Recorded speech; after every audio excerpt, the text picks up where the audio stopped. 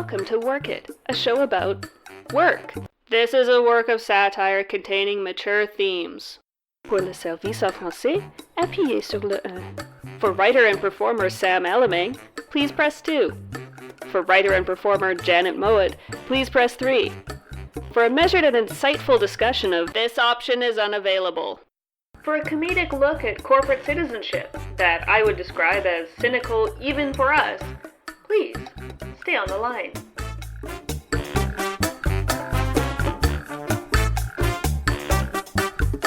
Howdy folks, and welcome to episode 23, all about corporate citizenship. What does it mean to be a good corporate citizen? Does it mean a free and open democracy? Access to rights like healthcare and shelter? No way, dummy. It means handing out promotional stickers at the Pride Parade. Cha-ching! But corporate citizenship is really important to us at Work It. We are proud to announce our new accessibility campaign. Literally everyone should listen to Work It. It is the most inclusive show ever. We require everyone to listen to it. Good for us.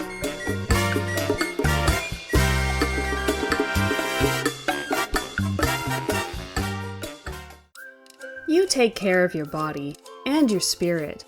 Your food is pure and wholesome. Your family is organic and hemp-based. And the clothes you wear are ethical and sustainable. That's why you wear Victoria Activewear. Over 2% of our employees receive livable wages. We invest millions in bribes to make sure our factories pass rigorous safety inspections. We source only the finest synthetic materials, laced with wholesome alkylphenyl compounds, phthalates, and crisp, clean brominated and chlorinated flame retardants. You care about your body and your planet. We want you to believe that we care too. Buy Victoria Activewear. Hello class, and welcome to Corporate Citizenship Night School. My name's Laura, and I'll be your teacher. Hello Miss Laura. In just a few short weeks of study, you'll be ready to ace the corporate citizenship exam and become full-fledged corporate citizens. Does that sound good? Yes, Miss Laura. Okay, why don't we go around the room and introduce ourselves and say why we're here. How about you, the gentleman in the nice suit? It better be nice. This suit costs more than your car. Listen up, losers. My name's Brock. I'm a lending manager with Douche Bank. It's like Deutsche Bank, but douchier. Why I'm here? I just oversaw a buttload of foreclosures. Basically, I want to get some good press and sweep that story under the rug. Well, that's one reason. I don't know what to say, so how about we hear from you? My name's Carly, and I run one of Canada's largest resource extraction companies, Widget Chemical. Our slogan is, "We've got gas." It's important to have a sense of humor to show people it's not all melanoma and poisoned water supplies. Okay, why I'm here. I want to become a corporate citizen to show girls that they too can profit off ecological catastrophe. Girl power. How white feminist of you. It takes a village. And you there, are you also here to whitewash your sins of capital? No. Actually, I'm a community activist who wanted to start a B Corps dedicated to justice and dignity for poor and working people. Oh, what a relief. Yeah, I didn't realize this was all just a cynical PR stunt of the worst people alive. I'll see myself out. Go back where you came from. Your kind isn't welcome here, and... Ooh, hang on, I've got to take this. How many times do I have to tell you, Chad? Just start the bulldozer, they'll get out of the way. Oh, they didn't? Huh. Fancy that. Miss Laura, if Brock's using his phone, I've got some emails to send to my assistant at 9 p.m. Dear Kelly, I said to order the charcoal bombs, not slate. If I weren't docking your pay, I'd be really mad. Here are some more ways that you screwed up. Ugh, it's gonna be a long semester.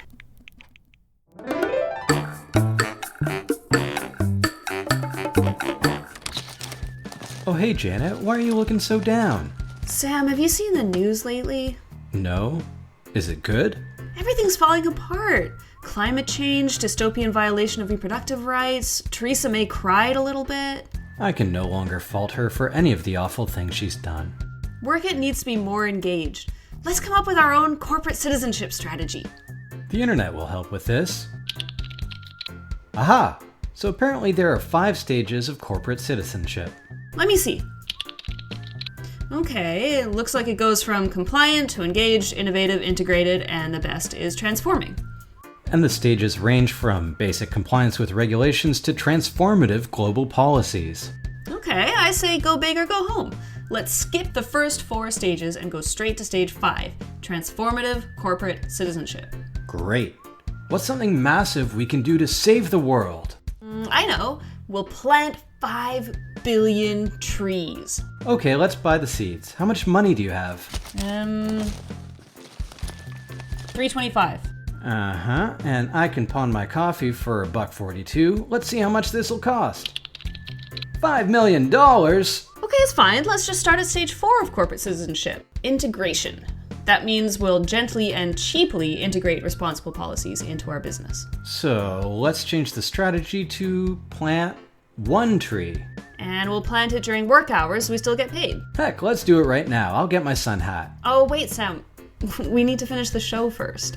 But after this, my day is booked solid. Your calendar just says Red Dead Redemption. Until October. Well, how about we skip to stage 3, innovation. I can plant a tree in my video game. That's innovative. We're trying to save this planet, Sam. Let's try stage 2, engagement.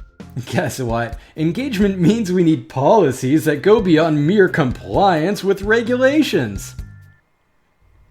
I really wanted that to be funny, but it wasn't funny. So for example, there are regulations that would allow clear-cutting old-growth forest, but here at Workit, we're making the active decision not to engage in destructive logging operations for our radio show. No good? It's okay, but it's just... we are closing off a pretty big potential revenue stream there. Okay, we'll start at the baseline. Stage 1 corporate citizenship, compliance. As a responsible corporate citizen, Workit pledges to comply with regulations surrounding our clear-cutting operations. That's pretty good. Still too much? Come on, Sam, we need to do something. Well, it occurs to me that once we've clear-cut all the forests, the ecosystems will collapse, and then there won't be regulations left to comply with anyway. And then we'll be free. Exactly. Okay, new stage of corporate citizenship. This one is a great fit for Workit. Stage 0. Destruction. As concerned global citizens, we at Workit are proud to announce our commitment to destroy all non-radio related life on Earth. It just feels so good to give back like this, you know? Chop it down.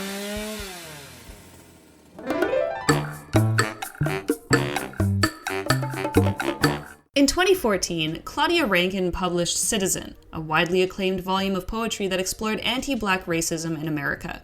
It is a work that is vivid, penetrating, heartbreaking. Let's hear a clip. I knew whatever was in front of me was happening, and then the police vehicle came to a screeching halt in front of me. Everywhere were flashes, a siren sounding, and a stretched out roar. Get on the ground. Now, as we all know, there is no work so special that it escapes the predations of cynical corporate stooges. Which brings us to our next guest, Claude Rank. Pleasure to be here, Janet. Tell us about your book, Claude. So the first thing you should know about me is I'm a major thinkfluencer and CEO whisperer. Oh, God. So when I heard about this citizen thing, my first thought was, how does it help executives achieve maximum throughput? Double oh, God. I mean, don't get me wrong, she's fighting racism. That's great, go Raptors. But until you connect to the business leaders and global impact change agents, can you really call yourself a writer? I don't think so. Well, she was nominated for a National Book Award. Janet, my clients are international, okay? They deserve better. So I thought, hey, let's pivot Claudia Rankine Citizen to the business world, which is why I'm here to promote my new book of poetry, Corporate Citizen. Do you have a reading for us, Claude? I do. This is from Canto 1, stanza the first, opening quatrain. Those are poetry words, no one knows what they mean. Great work, Claude. In the board meeting, sometimes it feels there's more we could do to penetrate the Asian market. I lunch with Todd from sales. When he makes a racist joke, I'll admit I laughed. It was a really good one. But Todd, I say, careful with that stuff. HR's cracking down on it. My body, an object of hate. No, not hate. Envy. From the Pilates. Seriously, hit my stomach. No, really, I can take it. I see. And That's it, is it? I've really tried to give voice to the managerial class, who I feel is frankly underrepresented in poetry. Okay, well, first, that was awful, and second, I'm going to push you from a helicopter into the ocean now. Hey, put those sound effects away, lady! Nah.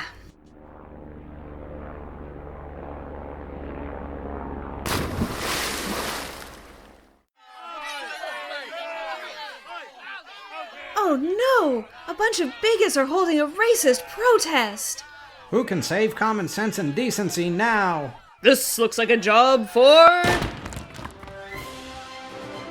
Corporate Exec Man! Never fear, citizens. My corporation is here to save the day. Yes, with his near-limitless access to resources and social influence, Corporate Exec Man has the power to condemn even the most hateful opinions. How will you stop them, Corporate Exec Man?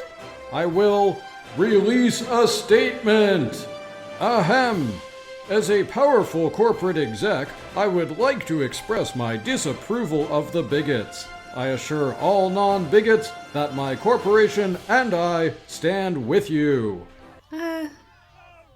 Thanks, Corporate Exec Man. That was a nice sentiment. All in a day's work for Corporate Exec Man. Well, class, I have your exam results here in this envelope, and though I'd like to say you tried your best, that would be a lie. Get a clue, Teach, we killed it! Sure you did, Brock. Sure you did. I'll just open this up and inform you that, regarding your corporate citizenship exams, the provincial government has apparently sold the education system to a private consortium of bankers, mining executives, corporate lawyers, startup founders, and defense contractors. And you both pass with flying colors.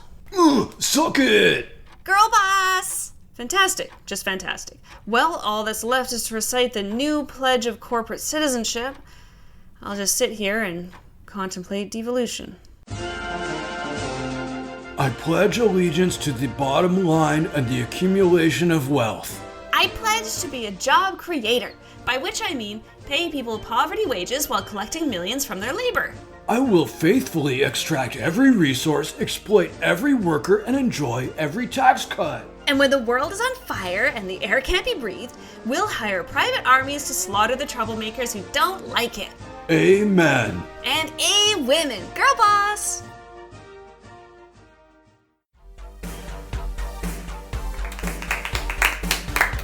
Hey folks! Hi, welcome everyone to Global Solutions Annual Employee Rally. We've got some great mandatory team building activities planned today. But first, Aaron and I have an exciting announcement for you.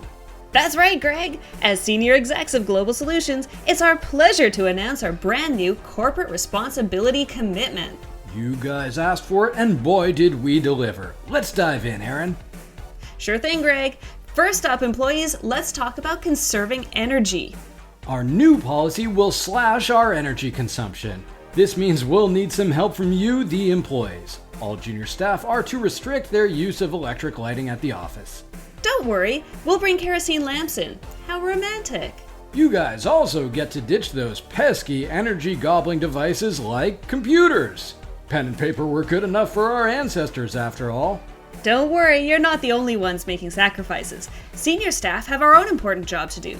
We pledge to turn off our office light at least one night a week. If we remember. We're very busy. Excited yet, guys? Well, we've got more great initiatives. You'll love this, team. From now on, all employees must commute under their own power, be that walking, running, cycling. What if we're not physically able? Great question. On a case-by-case basis, we'll pretend to accommodate your needs, well, unsubtly shaming you until you quit. Aww. Speaking of the environment, we're also taking a fresh new approach to your work environment. Do you feel cut off from your teammates in those cramped old offices? We're opening everything up and freeing you from the shackles of quiet and privacy. That's right, Greg. We're going communal. No more offices, no more assigned desks. Our shared workspace will be a chaotic, noisy free-for-all. And that's not all. We're getting rid of our buildings. Bask in the natural setting of that abandoned parking lot next door while you, I don't know, file your nails or whatever you people do with your time. Don't worry, once again, the senior staff are doing our bit too. We have to keep our boring old corner offices. What a drag. But we have agreed that all the VPs will share a communal hole puncher. And finally, folks, the pièce de résistance, we're going fully digital. This will mean big changes for everyone at Global Solutions. At the senior level, we'll be going paperless, except for the older guys who still can't do Microsoft Word. And at the junior level, we're phasing out wasteful human workers altogether. Are you excited as we are? Great! Now, time for Tug of War.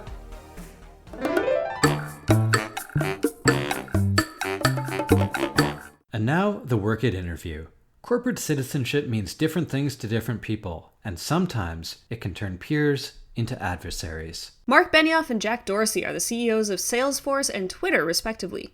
They both champion the importance of corporate citizenship. But in 2018, they clashed over what corporate citizenship actually looks like. At issue was Proposition C, a San Francisco ballot measure that would tax the city's wealthiest businesses to fund its underperforming homeless services. Welcome to Work It, Jack Dorsey and Mark Benioff. Well, thank you for your generosity and your compassion. Thank you, Mark. Now then, hang on, Mark, why are you undressing? What's that on your skin? Look at this. It's very serious. Damn it, Mark, we're podcasters, not doctors. And that's why the government is involved. Do you involve the government every time you have a rash? I've done it before, absolutely. The state of American healthcare, folks. Jack, why do people like you oppose Proposition C? We don't react to the present day, You know what this demonstrates, don't you, Jack? what we consider to be most important. Which is... Go on, Mark, I see you know the answer. We're looking to make money. Ding, ding, ding. Jack? Jack, why are you putting a colander on your head? You can actually get at someone's raw thoughts, and anyone in the world can see that. Oh, yeah? Well, what am I thinking right now? You know, that's the stupidest idea ever. Oh, damn. Not too shabby, Jack. You guys are actually pretty nice. Most of our billionaire guests just want to humiliate us. Okay, what you're going to do is you stand here, then jump, jump, jump. Fine. How high? Much higher than that. Okay, enough jumping. Let's get back on topic. Jack, why don't you want to support programs for the homeless? What do you got against them? They get out on the street. Yeah, that's the issue. Is it all about money for you? Is that it? You don't need to have a lot of money to fly to Fiji and jump off a bridge. That's an interesting point. Mark, what exactly have you done to support Proposition C? I was very fortunate to be able to send an email to Lars Ulrich. Anyone else? Drill. As in weird Twitter corncob drill? He's great. Jack, people are using your platform Twitter to organize in support of this measure, so in one sense it's an engine for coordinated activism. But on the other, it's a hotbed of fascists agitating for race war. How do you see it? I mean, that's what we wanted it to be. And I think the most beautiful and also sometimes uncomfortable aspect of Twitter is it's a mess. Jack, what do you say to the people who have struggled to get by since the crash of 2008 who would really benefit from this investment in public services? The fortunate situation for Square was that in 2008, the entire market was crashing down. And anytime there's a recession or a depression, that's a great time to innovate, start a company, do anything. So, Jack, what if I said you were the world's stupidest man? it hit something foundational. It hit something essential. You've been a very naughty boy, Jack. We didn't want to do this, but you deserve a spanking. I'll do it. I've done it before, absolutely. Wow, Mark Benioff just leapt up and spanked Jack Dorsey on his bare bottom. Well, I was doing that when I was broke, you know. Well, no surprise, I guess, but this has been a complete waste of everyone's time. Good night. Okay, Little Dynamic Solutions, Inc. It's time for bed. But I'm not tired, Mommy. Now, you listen to your parent company. There, let me tuck you in, my little subsidiary. Mommy, when I grow up, will I be a big multinational corporation like you? Well, Dynamic Solutions, Inc., if you make lots of deals and manage your funds really well, you'll grow to be big and global like me. Will I be a real person then? Oh, darling, legally speaking, you're a person now. All corporations are. All corporations? Even creepy old Reynolds and Sons? Yes, And Sally's Couturier down the street? that's right. Mommy, are humans persons? What strange questions you ask. Well, funnily enough, yes. Humans are technically persons too, like us. So humans have legal rights and social responsibilities, like us? That's right, darling. Mommy, do humans merge like corporations? Oh, well, yes, I suppose they perform a sort of merger. They call it intercourse, I think. That's funny to think about humans merging. How did they decide who's CEO? Sweetie, you're asking questions I just can't answer. I think it's time for you to rest. You've got a big meeting tomorrow. Okay, Mommy. Mommy, Last question, little subsidiary. do humans go to heaven? Well, I suppose they do. But in human heaven, they get to do the things humans love best, which is devoting their lives to our service for all eternity. Weird. Now, good night for real Dynamic Solutions, Inc. Humans in heaven? I wonder what that's like.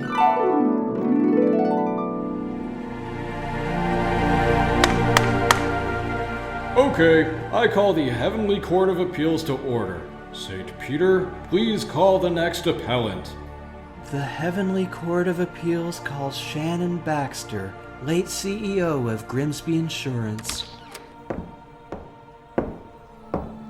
Okay, Miss Baxter, state your case. God, I think there's been some mistake. I've been sentenced to an eternity in hell performing mindless data entry. I tried to tell your lackey here that he was making a The big... appellant is not to refer to any one of the major saints as my lackeys, please. Thanks, God. Well, fine, but he refuses to admit that he was wrong. I can't go to hell. Do you have any idea how gross it is? I'm sure earning billions and being feared by everyone beneath you was all very nice, Miss Baxter, but I need proof that you've done something, anything good in your life. I tried to tell her, God. What your inept servant seems to have missed is that my corporation was a global leader in social responsibility. Hello, I'd like the court to recognize that I am not inept, please. Agreed. Strike that from the record and replace inept with something nice, well-dressed, clean, punctual. Okay, Miss Baxter, let's go through your record and see what good you've done as a CEO. Let's start with charitable donations. We donated millions To whom? to politicians who backed our interests. And was this through official channels or? I'd call them unofficial donations. Bribes, Shanon, they were bribes. But it was all for the greater good. Countless billionaires benefited from our actions. Okay, what next? How about LGBT rights? We raised awareness How? by putting our logo in rainbow colors for one day a year on social media. I see. And how did you benefit the sick? We made our logo pink for one day a year for breast cancer. Gotcha. AIDS? We changed to a red logo logo on social media for one day. Yeah, I get it. I really don't see what more I could have done. Well, let's move on and see how you did in the climate apocalypse. Well, for starters, we turned our logo green on social media for 3 full days. Well, the world burned. Yes, I see that. A lot of logo-based stuff And here. anyway, I repented in the end. It says here that when the proletarians finally rose up to demand action, you dressed as a construction worker and promised to lead the mob straight to Elon Musk. Bastard was already halfway to Mars. And when the mob turned on you, you declared, "I'm glad I helped destroy this dumb planet anyway." It was a joke. Can't you take a joke? Do you have anything else to say for yourself, Ms. Baxter? Well, when I saw Jordan Peterson in hell the other day, he had some spinach in his teeth, and I didn't tell him. Oh, he must have been mildly embarrassed when he found that out. I know, right? What a turd. What an absolutely world-class turd. Okay, Baxter, good enough for me. Welcome to heaven. I told you so, St. Peter. Fair's fair. Corporate charters. McDonald's. For every iceberg that melts from corporate pollution, we pledge to give away 10 of our brand new Ice Burgers. Iceburgers are cold cheeseburgers. We pledge to support Ronald McDonald House for patients of cancer. Now, if we can just fund centers for obesity and heart disease, that's something for all our customers. We pledge to conduct rigorous sensitivity training after one of our executives invited people back to his office to check out his ball pit. Disney. We pledge to take a leading role in representation in film. In fact, Disney now represents the entire film industry. Our It's a Small World ride will no longer take such a controversial stance on population control. To commemorate Walt Disney testifying to the House Un-American Activities Committee, we're blackballing Goofy. Gorge. Liquid Death, Water for Men. Seriously, Google this if you missed it. It's literally water for men, an idea so stupid that we have no choice but to be very, very immature. Take it away, Liquid Death CEO Mike Cesario. Derp, derp, derp. We pledge not eat so much doo-doo. We didn't want to do it. They left us no choice. Now, Janet, the idea of corporate citizenship didn't just appear out of nowhere. Really? Gosh, I guess I just assumed it was cooked up in boardrooms as a way to distract from corporate malfeasance. Silly, Janet. Corporate citizenship emerged after a long period of conflict over what you'd be a citizen of. Ah, you must be referring to that bloody conflict known as the Corporate Civil War, where the forces of management waged war against the men and women of the Union. That very real and not parodic war at all. Exactly. Janet, would you believe we have a clip from the new documentary about the Corporate Civil War? Is it in the style of Ken Burns' Civil War documentary? Wait for it, is. My dearest Mildred, fighting continues here at Corporate HQ. I long for the day we crush these union upstarts, my honeysuckle. The union claims we treat them in an undignified manner, that I covered one intern with whiteout and the other with photocopier toner at karaoke night and made them do say, that I used my secretary to dictate letters to Penthouse Forum. Are these not the normal requests of a manager, my parsley sprig? Then there's the battle for health benefits. Is it not enough for the union that they have already won coverage? Oh sure, it's priced at an absolutely exorbitant rate. I mean seriously, you're gonna want a second mortgage to so much as sneeze around here. But the important thing is they have access to health care. We are in tough against the union forces, my overgrown bush. They are many, and plus, me and the other managers just did a bunch of cocaine. Probably not the shrewdest move, but man, it's exhilarating. Farewell, my slime mold, my supple corpse flower. Yours, Henry. My dearest Henry, your latest letter has sent me into quite a state. I have been crying, my stars, throwing the back of my hand to my brow and cartoonishly fainting for 3 days straight, my sweet baby man. Instead of complaining, perhaps these union layabouts should pull up their bootstraps and be handed their daddy's telecom company like you were, sweetums. Why, these hooligans haven't inherited an honest day's work in their lives. Truly, the insurgents demand better corporate citizenship, but show their own hypocrisy at every turn. They want action on climate change, but do they chip in to buy you a Tesla? They want equal treatment for the sexes? So what, you're supposed to sexually harass guys now too? Very disappointing, my squishy cuddle muffin. Home is empty without you. Oh, sure, there's Chef and his assistant and the groundskeepers, but they're not people. The union mustn't prevail, my ooey gooey marshmallow muffin. Who'd do all the work? Certainly not us. Farewell, my oochie coochie goo goo gaga whittle piddle diaper baby. Yours, Mildred. And then what happened, Sam? Unfortunately, Janet, this was all a work of fiction. But, for argument's sake, let's say they were crushed by cannonballs. Follow @WorkItPod on social media. Do you love listening to CFMU, but don't know how to express that love? Radio may be an older invention, but that doesn't mean it's stuck in the past. Instead of yelling into the void, I like your show.